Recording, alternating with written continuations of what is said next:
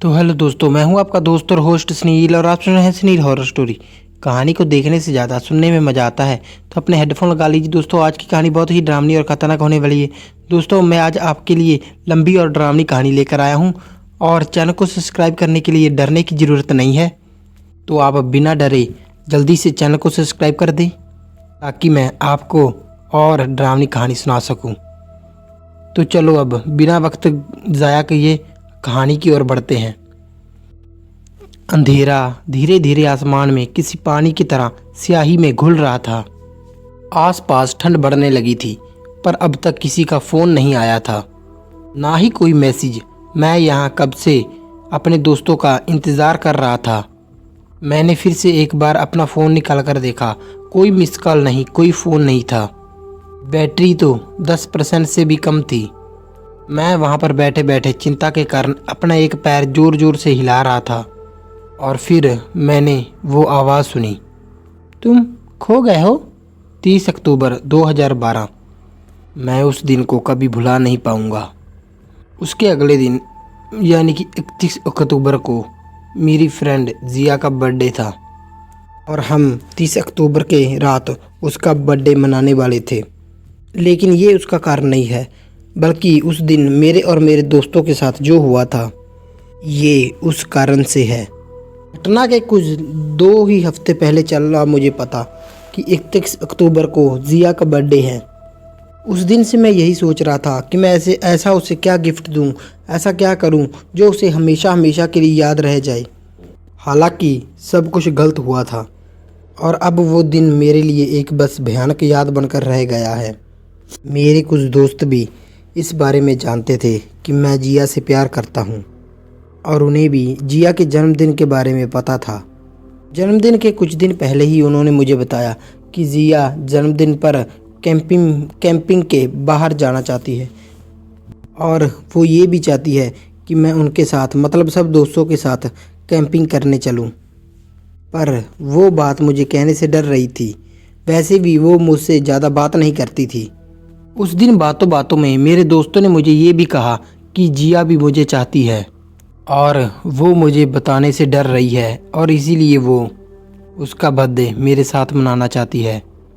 जिया और मेरी पहचान हाल ही में हुई थी। उसने अभी अभी ही अपना कॉलेज ज्वाइन किया था। मैंने जब उसे पहली बार अपनी क्लास में देखा था तब से ही मैं उसे चाहने लगा था। हर वक्त उसे ही देखता रहता था। शायद वो भी इस बात को अच्छे से जानती थी, लेकिन वो बहुत ही शांत स्वभाव की थी। किसी से ज़्यादा बात नहीं करती थी, लेकिन मेरे लिए ये खुशी की बात थी कि वो भी मुझे पसंद करती है। मेरे दोस्तों ने मुझे बताया कि कॉलेज से 35 किलोमीटर दूर एक पहाड़ी है जो कि कैंपिंग के लिए एक बहुत ही अच्छी जगह है। पर उन्होंने कहा कि हम उन्हें सरप्राइज़ देंगे।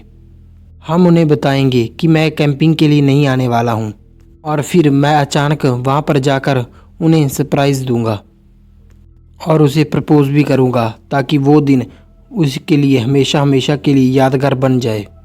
तो जैसा तय हुआ था, हम सारे लोग अपने अपने काम में लग गए। 31 अक्टूबर का दिन करीब आता जा रहा था और हम सभी 30 अक्टूबर की रात कैंपिंग के लिए जाने वाले थे। तो जैसा तय हुआ था, मेरे दोस्तों ने जिया को बता दिया कि मैं उनके साथ कैंपिंग पर नहीं आने वाला। इस बात का दुख मुझे उसके चेहरे पर हर बार दिखाई देता था, लेकिन वो मुझे पढ़ाई के अलावा ज़्यादा बात नहीं करती थी। पर वो जब भी किसी बहाने से बात करती तो वो कहने की कोशिश करती थी कि मैं उनके साथ चलूं। जानबूझकर कैंपिंग का विषय छेड़ती थी और मैं भी हर बार ये कहकर टाल देता था कि मुझे कैंपिंग पसंद नहीं है। और फिर ऐसे ही एक एक कर वो दिन बीतते चले गए। आखिरकार वो दिन जब आ गया 30 अक्टूबर। हम 8 दोस्त हैं, उनमें से 3 लड़कियां हैं और 5 लड़के। सभी ने कैंपिंग की तैयारी कर ली थी। उससे पहले मैंने कभी भी कैंपिंग की तैयारी नहीं की थी और ना ही कैंपिंग के बारे में मैं कुछ ज़्यादा जानता था। लेकिन मेरे दोस्त गगन ने इस बारे में मेरी सहायता की। उसने मुझे सारी बातें बताई। हम दोनों सुबह जाकर उस जगह को देखने चले गए जहाँ पर हम सब कैंपिंग के लिए रुकने वाले थे। हम दोनों आपस में बात करते करते उस पहाड़ी को चढ़ रहे थे। गगन, इसके पहले तूने कितनी बार कैंपिंग की है? मैंने ऊपर पहाड़ी की ऊंचाई पर देखते हुए उससे पूछा। पता नहीं, मतलब भी मेरा है कि कभी गिना नहीं, यही कुछ 8 या 10 बार। पर मैं तो ज़्यादातर बड़े ग्रुप्स में कैंपिंग करता हूँ, क्योंकि बड़े ग्रुप्स में खतरा कम होता है और डर भी कम लगता है। डर? डर किस बात का? अरे नहीं नहीं ना, मेरा मतलब नए नए होने पर डर को सबको लगता है। जैसे कि रात भर नींद नहीं आती, हमेशा ये ही डर लगा रहता है कि कोई जानवर ना आ जाए, या फिर अगर तुम कोई भूत प्रेत से डरते हो तो भूत प्रेत का डर। मैंने हंसते हुए उससे कहा। तो फिर कैसा रहा तुम्हारा अनुभव? अच्छा लगता है। आप डर को बहुत करीब से महसूस करते हो। फिर धीरे धीरे तुम्हें भी डर की आदत पड़ जाती है और आखिरकार डर खत्म हो जाता है। हम मुझे पहले जैसा डर नहीं लगता। मैंने भी फिर उसकी बात पर हंसते हुए सहमति जताई। फिर कुछ कदम आगे जाते हुए आसपास की शांति को महसूस करते हुए मैंने उससे पूछा, और जिया के बारे में तुम क्या जानते हो? मैं तो उसके नाम के बारे में और कुछ नहीं जानता। मेरे उस सवाल के बाद उसके चेहरे पर भी कुछ सवाल उभरने लगे। वो कुछ सोचते हुए थोड़ा धीमा चलने लगा और फिर कुछ देर बाद उसने कहा, वैसे तो मैं भी ज़्यादा कुछ नहीं जानता। मेरा मतलब है कि कभी ज़रूरत ही नहीं पड़ी जानने की। मैंने फिर से अगला सवाल किया, गगन, तुम्हें पता है कि वो कहाँ रहती है? उसने इस बार बिना सोचे ही जवाब दे दिया, पता नहीं। मैं आगे एक और सवाल करने ही वाला था। मेरे बोलने से पहले ही उसने कहा, हैरानी की बात है ना, हम पिछले 4 महीनों के साथ एक साथ हैं, पर हमें उसके बारे में कुछ भी पता नहीं। या फिर शायद उसने बताया हो, पर मैंने इतना ध्यान नहीं दिया होगा। मैंने भी उसकी बात में हामी भरी। हाँ, अरे हाँ, मतलब सच में हैरानी की बात है। पर हाँ, आज मैं उससे सारे सवाल पूछूंगा कि वो कहाँ रहती है, क्या करती है और किस बात के लिए मुझे पसंद करती है। गगन ने तभी मेरी बात पर हंसकर कहा, हाँ भाई, आज तो तुम दोनों का दिन है। पहाड़ी का आधा हिस्सा चढ़ने के बाद हम एक सुनसान जगह पर आ गए थे, जो कि बहुत ही ज़्यादा शांत जगह थी। आसपास ऊंचे घने पेड़ थे और उन पेड़ों के बीच वो गोलाकार जगह थी। वहीं एक तरफ नीचे खाई सी थी, जहाँ का रास्ता साफ साफ दिखाई पड़ रहा था। तकरीबन 1 घंटे तक चलने के बाद हम यहाँ तक आ पहुँचे थे। मैंने जब झुककर नीचे देखा तो नीचे से कोई इंसान चलते हुए जा रहा था, जिसका आकार हमें एक छोटी सी उंगली जितना दिखाई दे रहा था। मैंने पहाड़ी के नीचे जा रहे उस इंसान को पुकार लगाई। उस वक्त मेरी आवाज़ पहाड़ पर गूंज उठी, पर शायद ही नीचे जा रहे उस इंसान तक मेरी आवाज़ पहुंची थी। वो बिना रुके, बिना यहाँ वहाँ देखे अपनी रफ्तार से चलता रहा, या फिर शायद उसने अपनी रफ्तार और बढ़ा रही थी। फिर वो आगे जाकर आगे घने पेड़ों के बीच दिखाई देना बंद हो गया। मैंने फिर से एक बार उस जगह पर नज़र घुमाई। काफ़ी शांत जगह है ना? गगन ने भी इधर उधर ऊपर नीचे नज़र घुमाते हुए कहा, हाँ, अच्छी है। और इसे देखकर भी लगता है कि लोग हमेशा यहाँ पर कैंपिंग के लिए आते होंगे। मैंने भी उस जगह पर आसपास थोड़ा घूमकर देखा। गगन की बात सही थी। वहाँ पर कुछ कुछ जगह पर कपड़ों के टुकड़े पड़े थे, प्लास्टिक, कोयला और कुछ अधजली लकड़ियाँ भी पड़ी हुई थी। ज़मीन के अंदर एक गड्ढा बना हुआ था। मैंने वहीं आसपास कुछ हड्डियों के टुकड़े भी देखे और गगन से पूछा, इस जगह को किसने चुना है? तो उसने कहा, जिया ने। शायद वो यहाँ पर आती जाती रहती है, इसीलिए। जब उसने जिया का नाम लिया तो मैं नॉर्मल हो गया, क्योंकि मुझे उस पर पूरा भरोसा था। तो गगन ने कहा कि चलो हम चलते हैं, मुझे शाम को वापस यहाँ पर आना है जिया के साथ। फिर हम उस पहाड़ से उतरकर नीचे जाने लगे। जब हम उस जगह से दूर जा रहे थे तब मैंने कुछ अजीब सी आवाज़ सुनी, जैसे कुछ लकड़ियाँ और टहनियाँ टूट रही थी। मैंने पीछे मुड़कर देखा और ऐसा लगा जैसे कोई मुझे देखकर पेड़ के पीछे छुप रहा है। कुछ पल के लिए मैं वहीं पर खड़ा रहा।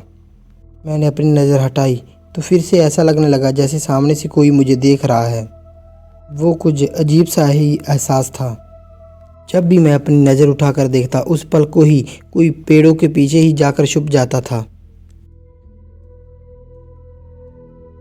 पलक झपकने से भी तेज मैंने फिर गगन को देखा तो गगन मुझसे 30 या 40 कदम दूर जा चुका था।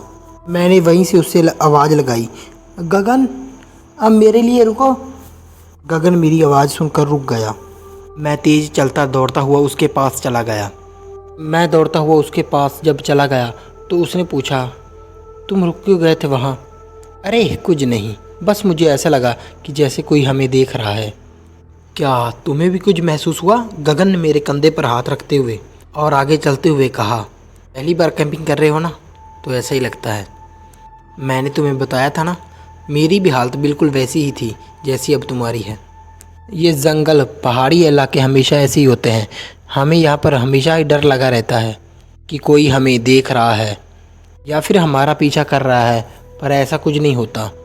ये बस हमारा कॉन्शियस माइंड है जो और ज़्यादा कॉन्शियस हो जाता है। शायद उस वक्त गगन जो कह रहा था वो सही था। फिर मैंने एक लंबी सांस ली और उसके साथ तेज़ी से पहाड़ के नीचे उतर गया। पहाड़ चढ़ने में हमें जितना वक्त लगा था उसके आधे से कम समय में हम नीचे उतर गए थे। हमने एक पत्थर का निशान ढूंढ लिया और उसने और मैंने तय किया कि यहाँ पर हम बैठकर इंतज़ार करना था और फिर उनके आने के बाद उनके पीछे पीछे जाकर मुझे वहीं पर उनके पीछे छुप कर बैठना था और मुझे उस पत्थर के पास ही इंतज़ार करना था। फिर आधी रात जब सब लोग उसका बर्थडे सेलिब्रेट करेंगे तो तब मैं उसके सामने जाकर उसे सरप्राइज़ दूंगा। यही प्लान था हमारा। मैंने घर जाकर कुछ ज़रूरी सामान लिया और उनसे पहले पहाड़ी के पास बताई हुई जगह पर जाकर रुक गया। मैं अपने आसपास देखते हुए दोस्त के फ़ोन का इंतज़ार कर रहा था।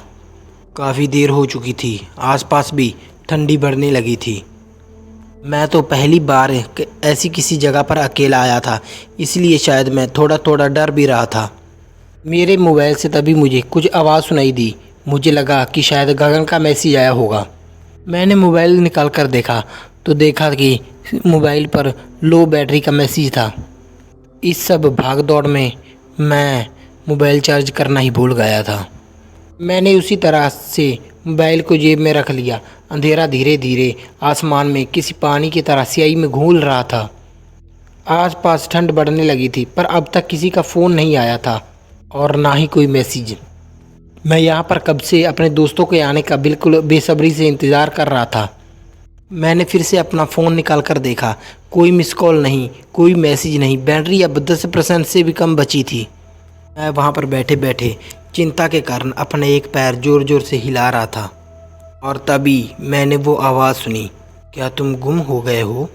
मैंने घबराकर अपने पीछे देखा, वहाँ पर कोई भी नहीं था। मुझे ऐसा लगा जैसे किसी ने मेरे कानों के पास कहा हो। घबराहट के कारण मेरी धड़कन थोड़ी तेज़ हो गई थी। मुझे आसपास का अंधेरा अब थोड़ा घना लगने लगा था। मुझे फिर वही एहसास हुआ जैसा मुझे दोपहर को हुआ था। ऐसा लगा जैसे पेड़ों के पीछे कई सारे लोग छुपकर मुझे देख रहे हैं। मेरी नज़र जिस पेड़ पर भी जाती, पलक झपकते ही वहाँ पर कुछ छुप जाता था। मैं अंदर ही अंदर घबराया हुआ था।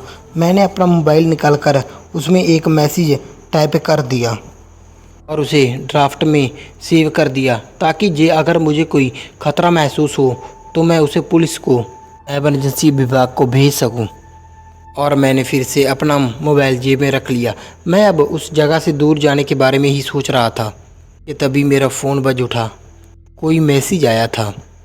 उसमें लिखा हुआ था कि हम दूसरे रास्ते से ऊपर जा रहे हैं, तुम भी जल्द पहुंच जाओ। मैसेज गगन का था, पर मैसेज करने में उसने इतनी देर क्यों कर चुकी थी? क्योंकि वहाँ पर तो अंधेरा हो चुका था, पर वो सब तो अंधेरा होने से पहले ही वहाँ जाने वाले थे। मुझ में अकेले वहाँ पर जाने के ऊपर हिम्मत नहीं थी। सब कुछ गड़बड़ हो चुकी थी। मैंने जैसे ही जब सामने देखा तो मैं घबराकर पीछे हट गया। मेरे सामने एक औरत खड़ी थी, सी लाल साड़ी या लाल कपड़े में।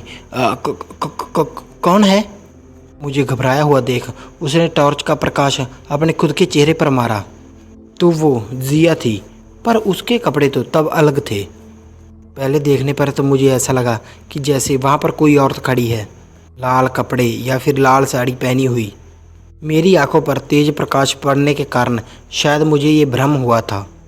मैं अपने आप को संभालते हुए कहा, तो तुम यहाँ हैं और अकेली क्या कर रही हो?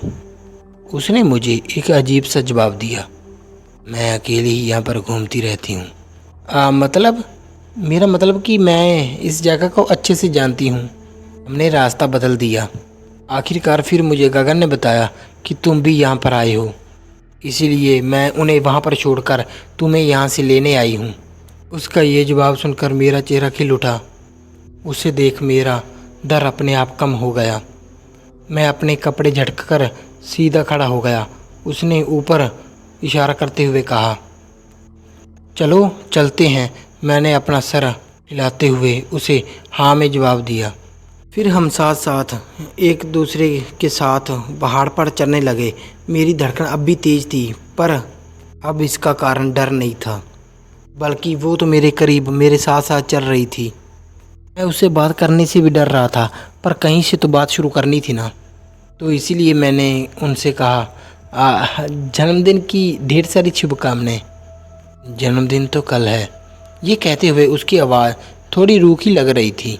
हाँ हाँ जानता हूँ, पर फिर भी मैंने कोई बात छेड़ने के लिए कहा, मेरी बात सुनो, तुम्हें डर नहीं लगता ऐसी पहाड़े सुनसान पहाड़ों के जंगलों से? अरे मेरा मतलब कि वो मतलब नहीं था। मेरा मतलब कि जंगली जानवर और भूत प्रेत ऐसों से कुछ डर नहीं लगता तुम्हें? नहीं, पर तुम्हें देखकर लगता है कि तुम डरते हो। मैंने थोड़ा देर कुछ सोचकर हाँ ना में हिलाते हुए जवाब दिया। अरे नहीं, मतलब इतना तो नहीं डर लगता, पर आज ही मैंने इस जगह के बारे में इंटरनेट पर ढूंढा था। कुछ अजीब सा पढ़ने को मिला था इस जगह के बारे में। उसने तभी हल्का सा मुस्कुराते हुए कहा, क्या अजीब पढ़ा था? यही कि इस पहाड़ी पर कई सारी अजीब घटनाएं हुई हैं। मेरा मतलब कि भूत प्रेत के संबंध से कुछ बातें लिखी हुई थी। कुछ साल पहले यहाँ पर किसी बंद या संप्रदाय के लोग रहते थे जो इस पहाड़ पर शिखर पर रहते थे, और वो तभी पहाड़ के नीचे उतरते थे जब किसी का उन्होंने शिकार करना होता था। मतलब जब किसी को मारना होता था। इसमें ये लिखा था कि जब ऐसे करने से उनकी ताकत बढ़ती है, इससे उन्हें ताकत मिलती है और उनका मनोबल बढ़ता है। जिया ने टॉर्च के प्रकाश मेरी ओर करते हुए पूछा। तो उसने कहा कि क्या तुम मानते हो इन सब चीज़ों को? मैं उसका मन नहीं दुखाना चाहता था, तो शायद वो इस जगह को अच्छे से जानती थी।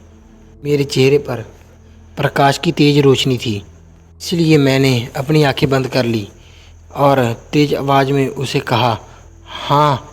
उससे शायद डर लगने लगे, पर उसमें लिखा था कि वो यहाँ पर लाल पोशाक में रहते हैं। आज भी लाल पोशाक में यहाँ पर कोई घूमता हुआ दिखाई देता है, पर ज़्यादातर वो यहाँ से गुजर रही महिलाओं को अपना शिकार बनाते हैं। उसने मेरी आंखों से रोशनी हटाई। कुछ पल के लिए मेरी आंखें चकाचौंध हो गई थीं। मैं तेज़ी से पलकें झपका रहा था, तब मुझे एक अजीब सा आभास हुआ। जब भी मैं अपनी पलकें झपकाता था तो मुझे जिया की जगह पर एक भयानक औरत दिखाई पड़ती थी। कुछ वक्त लगा नज़र ठीक होने में, जैसे मुझे कोई आंखों का भ्रम हो रहा हो। फिर मैंने आंखें मलकर ठीक से देखा तो वहाँ पर जिया खड़ी थी। पता नहीं तब मुझे क्या हो रहा था। उसने आगे चलते हुए कहा, शायद तुमने उस पोस्ट को ठीक से नहीं पढ़ा, या फिर उस पोस्ट को लिखने वाले का नाम नहीं पढ़ा। वो पोस्ट मैंने ही लिखी थी। वो लोगों को बेवजह नहीं मारते थे, वो उन लोगों की बलि चढ़ाते थे।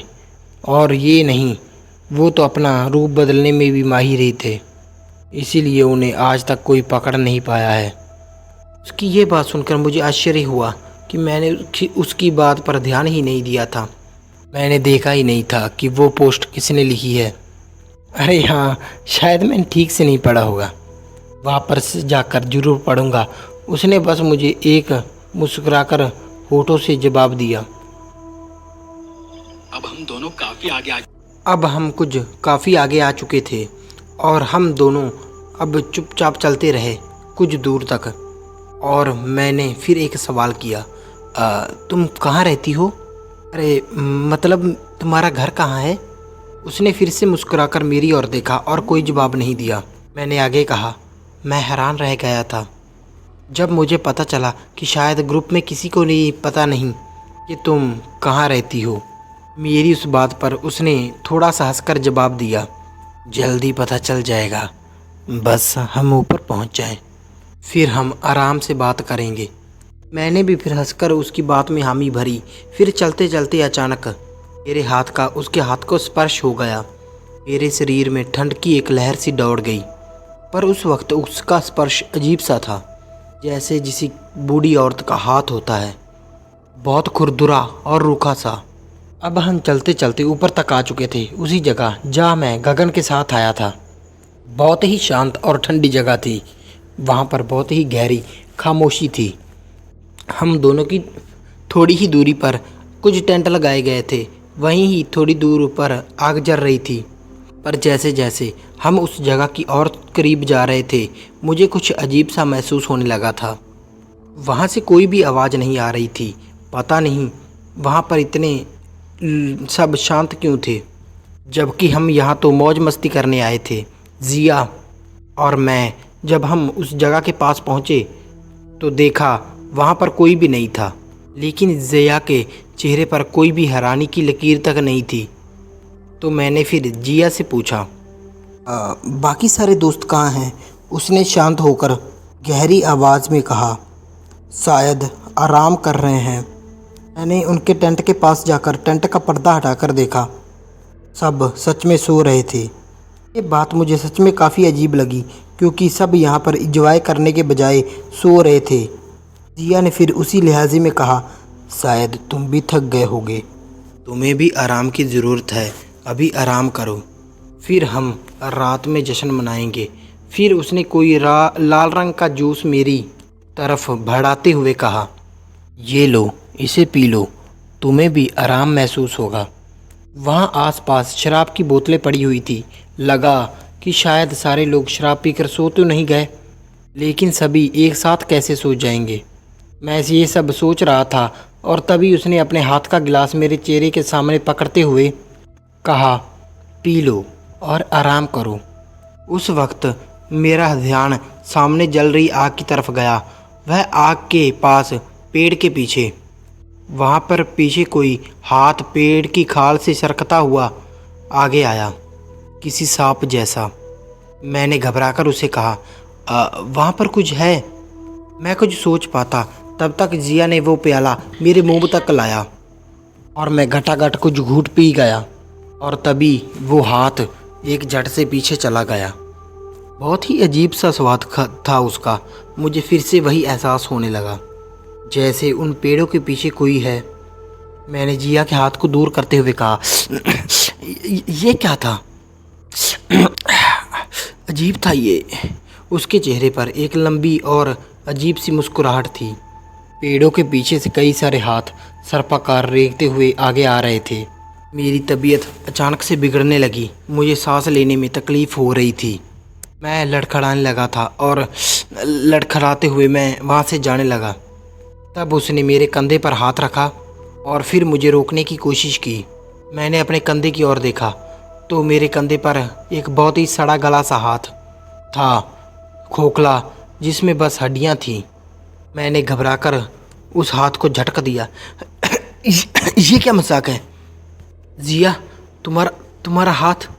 मैं ऐसे बोल रहा था जैसे मैं बहुत थका हुआ था। जिया मेरे सामने आकर खड़ी हो गई। उसी प्यार भरी आवाज़ में उसने मुझे पूछा, क्या हुआ? तुम इतने डरे हुए क्यों हो?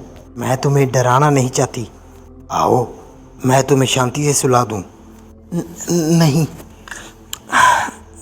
तुम्हारा हाथ अभी अजीब सा था, सड़ा हुआ, काला। उस वक्त मेरे अंदर बहुत ही कमज़ोरी महसूस हो रही थी।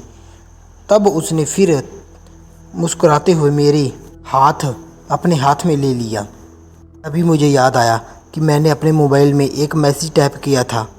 मैंने जल्दी से अपने साइड की जेब से मोबाइल निकाला और ऊनी टोपी से अपना सिर पहुंचने के बहाने मैंने उसे उस टोपी के अंदर छुपा दिया। मैंने देखा कि उसमें बस 2% ही बैटरी बची थी। तभी जिया ने कहा, क्या हुआ? क्या हुआ है मेरे हाथ को? क्या मेरा हाथ ऐसा था? उसी के साथ मुझे एक सड़न भरी बदबू आने लगी। मैंने तभी आग की रोशनी में उसका हाथ देखा तो उसका हाथ अचानक से सड़ने लगा था, काला पड़ रहा था। उसके हाथ का मांस चिपक कर हड्डियों से चिपक गया था। हाथ में कई सारे कीड़े रेंग रहे थे। वो देखकर फिर मैंने एक बार उसका हाथ झटका दिया। ये क्या है जिया? मैंने जब उसका चेहरा देखा तो उसके चेहरे का भी यही हाल था। उसका चेहरा भी सड़ने लगा था। मुस्कुराहट की जगह सड़े गड़े होंठ थे और जैसे मानो दांतों का कंकाल दिखाई पड़ रहा था। आंखों की जगह कीड़े रेंग रहे थे और उसी वक्त पेड़ों के पीछे से कुछ परेशानियां निकलकर बाहर आने लगी। मेरा डर बढ़ता चला गया, पर उस वक्त मैं बहुत कमज़ोर पड़ चुका था। मैंने उसी हालत में उस टोपी में छुपाए फ़ोन का कोई बटन अंदाजे से दबा दिया और फिर उसे रुमाल में लपेट दिया। मैं लड़खड़ाता हुआ नीचे गिर पड़ा और रेंगता हुआ वहाँ से भागने की कोशिश करने लगा। वहाँ पर सब कुछ अजीब था। मेरे सामने कई सारी परेशानियाँ थी और मेरे कानों में एक नाम गूंज रहा था।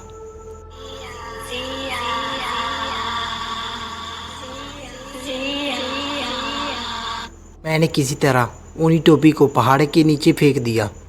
मेरे सामने जिया खड़ी थी, लेकिन वो मेरी जिया नहीं थी, वो कोई और ही थी। और मैं धीरे धीरे फिर बेहोश होता चला गया। जब मुझे होश आया तब मैं उसी पत्थर के पास बैठा हुआ था जहाँ पर गगन ने मुझे रुकने के लिए कहा था। मेरा दिल ज़ोर ज़ोर से धड़क रहा था। क्या मैं इतनी देर से बस एक सपना देख रहा था? मतलब जो भी मैंने देखा था, क्या वो एक सपना था? बस एक डरावना सपना?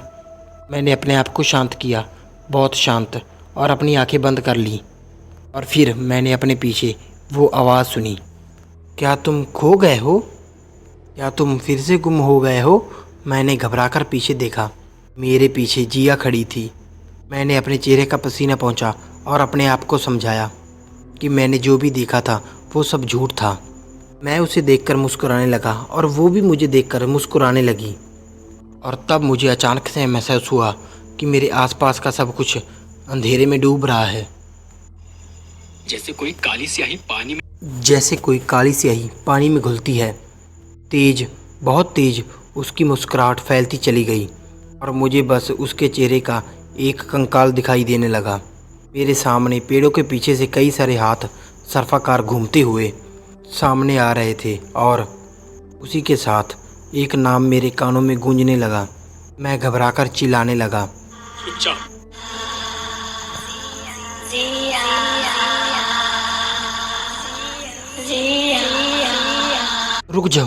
रुक जाओ, मैं ज़ोर ज़ोर से चिल्ला रहा था। मैं और नहीं सह सकता, शांत हो जाओ प्लीज़ प्लीज़। वो आवाज़ जैसे पेड़ों के पीछे से कहीं से आ रही थी। मैंने अपने कान बंद कर लिए और पीछे मुड़ा। जैसे मैं पीछे मुड़ा, लगा कि सब कुछ जैसे शांत हो गया है, एकदम शांत।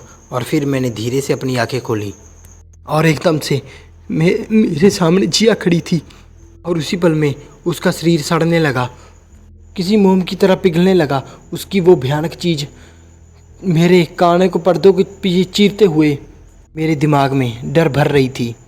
ये डर के अंधेरे में दूर धकेल रही थी। उस चीख के साथ मुझे फिर से होश आ गया। मैंने आंखें खोलकर देखा तो मैं तब टेंट में था। मैंने अपने जेब को हाथ लगाया, पर मुझे याद नहीं आ रहा था कि मेरा मोबाइल कहाँ है। टेंट के अंदर से बाहर जलती हुई आग की रोशनी दिखाई पड़ रही थी। मैं सोच रहा था कि मैं यहाँ कैसे आ गया।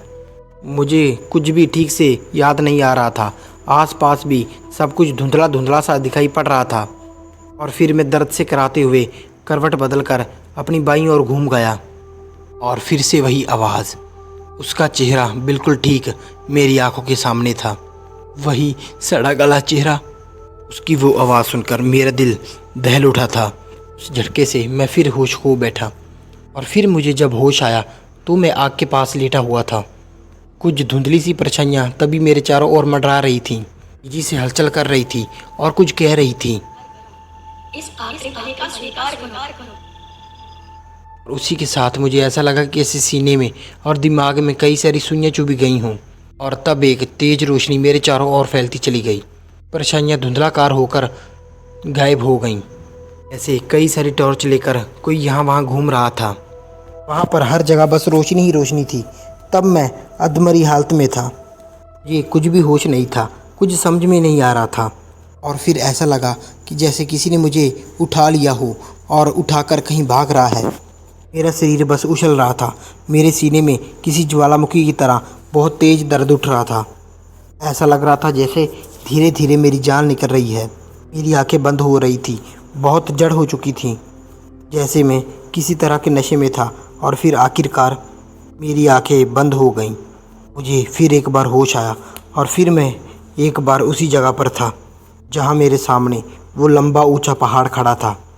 और मेरे सामने वो बड़ा सा पत्थर था जहाँ पर गगन ने मुझे रुकने के लिए कहा था। मैं गहरी सांसें ले रहा था और बहुत ही थका हुआ महसूस कर रहा था। और फिर से मेरे कंधे पर एक हाथ पड़ा। तुम फिर से कहाँ खो गए हो? उस हाथ के स्पर्श से मैं घबरा गया और घबरा कर नीचे गिर पड़ा। मैंने अपने पीछे देखा तो मेरे पीछे कुछ पुलिस वाले खड़े थे। उन्हीं में से किसी ने मेरे कंधे पर हाथ रखा था और मेरे सीने में अचानक से फिर से तेज़ दर्द होने लगा। मैंने अपने सीने को हाथ लगाया और फिर मुझे उठाते हुए उस पुलिस वाले ने कहा, आराम से, ज़ख्म अभी तक पूरा नहीं भरा है, कुछ टांके अब भी निकालने बाकी हैं, तो थोड़ा संभल कर। मैंने अपनी छाती को छू कर देखा तो मेरी छाती पर बहुत सारी पट्टियाँ लगी हुई थी। और फिर से उस पुलिस वाले ने थोड़ी गंभीर आवाज़ में मुझे समझाते हुए पूछा, देखो, तुम मुझे ये कहानी कई बार बता चुके हो, पर मुझे सच जानना है। बताओ कि तुम 7 दोस्त यहाँ पर क्या करने आए थे? उनकी ये बात सुनकर मैं सोच में पड़ गया। 7 नहीं तो 8। उस पुलिस वाले ने अपना सर नकारात्मक में हिलाते हुए कहा, देखो, फिर से वो बकवास मत महसूस शुरू कर देना। तुम्हारी कोई दोस्त थी जिसे तुम प्यार करते थे, वो तुम्हारे साथ कॉलेज में पढ़ती थी, वही तुम्हें जन्मदिन पर यहाँ लेकर आई थी। देखो, हमने पूरी छानबीन की है, कॉलेज में भी पूछताछ की है। उस कॉलेज में तुम्हारे साथ जिया नाम की कोई लड़की नहीं थी, ना ही तुम्हारी क्लास में थी और ना ही तुम्हारे कॉलेज में। और अब ठीक से याद करो और सोच समझकर मुझे जवाब दो, तुम सारे दोस्त यहाँ पर क्या करने आए थे? ये कोई तंत्र मंत्र का चक्कर था या कुछ और था?